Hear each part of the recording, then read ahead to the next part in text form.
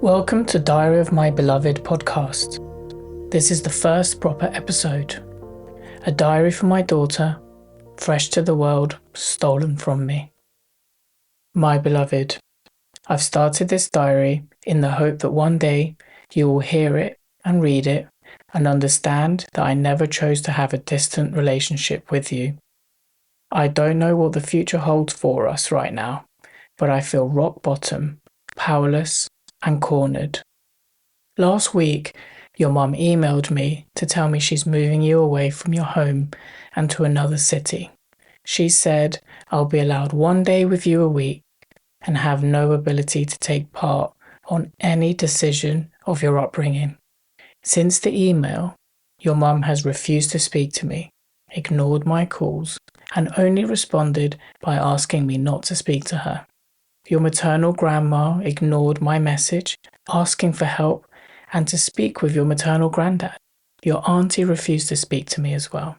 Your mum made no contact with me until Thursday to respond to my message, checking if I would be allowed to look after you on Friday and Saturday, as has been arranged for the last month or so.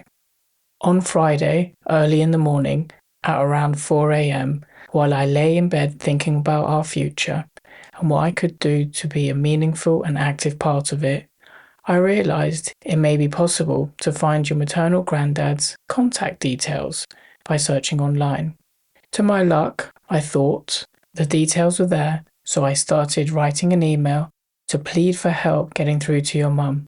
Exhausted and overwhelmed, I finished the email at around 5:30 in the morning and sent it hoping he would appreciate I was fighting for you.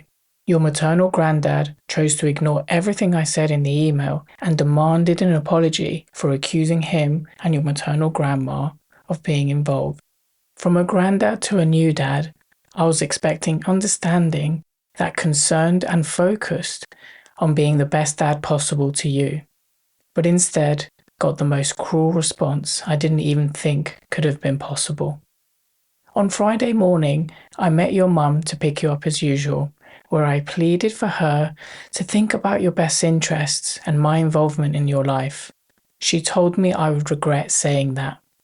I asked her for 30 seconds to speak about her email, while she angrily told me she wouldn't speak to me and then stormed off. I didn't know what else I could do but shout over and say, "Where's your heart?"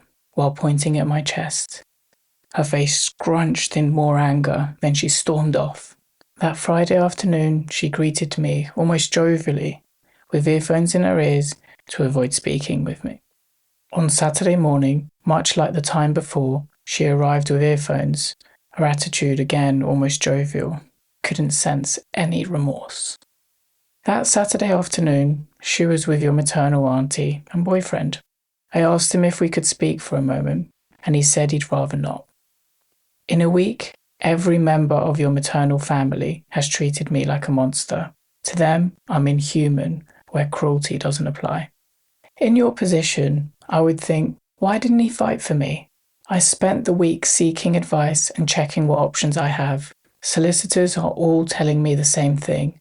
If I take this to court, it will be a painfully slow process, and I'm likely to receive an outcome I'm not happy with either.